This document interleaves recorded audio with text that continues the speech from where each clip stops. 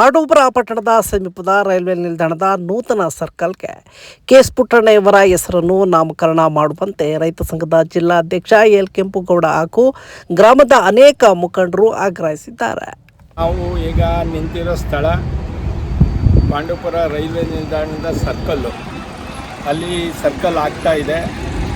ಈ ಸರ್ಕಲ್ಗೆ ಹಾಲೇ ಕೆನ್ನಾಡು ಪಂಚಾಯಿತಿಯ ಒಂದು ರೆಸಲ್ಯೂಷನ್ ಮಾಡಿದ್ದಾರೆ. ಕೆನ್ನಾಡು ಪಂಚಾಯಿತಿ ಪುಟ್ಟಣ್ಣಯ್ಯರ ಹೆಸರನ್ನ ಹಿಡಿಬೇಕು, ಒಂದು ಸ್ಟ್ಯಾಚ್ಯೂ ಮಾಡಬೇಕು ಅನ್ನೋ ಒಂದು ದೃಷ್ಟಿಯಿಂದ ಈ ಸರ್ಕಲ್ನ ಅವರು ಗುರುತಿಸಿ ಒಂದು ರೆಸಲ್ಯೂಷನ್ ಮಾಡಿದ್ದಾರೆ.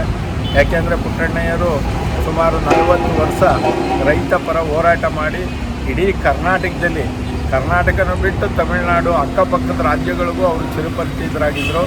ಆದ್ದರಿಂದ ಈ ಸರ್ಕಲ್ಗೆ ಪುಟ್ಟಣ್ಣಯ್ಯ ಸರ್ಕಲ್ಲು ಅಂತ ಹೇಳಿ ಇದನ್ನು ಶಾಶ್ವತವಾಗಿ ಅವರ ಹೆಸರು ಉಳಿಯೋಕ್ಕೆ ಮಾಡಬೇಕು ಅಂತ ನಾನು ಕೇಳ್ಕೊಳ್ತೀನಿ. ಈ ಸುತ್ತಮುತ್ತ ಎಲ್ಲ ಜನಗಳು ಅದರ ಆಸೆ ಇದ್ದಾರೆ, ನನಗೆಲ್ಲ ಹೇಳ್ತಾ ಇದ್ದಾರೆ. ಆದ್ದರಿಂದ ಸಂಬಂಧಪಟ್ಟವರು ಅದನ್ನು ಪುಟ್ಟಣ್ಣಯ್ಯರ ಸರ್ಕಲ್ ಅಂತಲೇ ವೃತ್ತ ಅಂತಲೇ ಮಾಡಿ ಒಂದು ಅವಕಾಶನ ಮಾಡಿ ಅವ್ರ ಹೆಸರನ್ನು ಚಿರಸ್ಥಾಯಿಯಾಗಿ ಉಳಿಸ್ಬೇಕು ಅಂತ ನಾನು ಕೇಳ್ಕೊಳ್ತೀನಿ.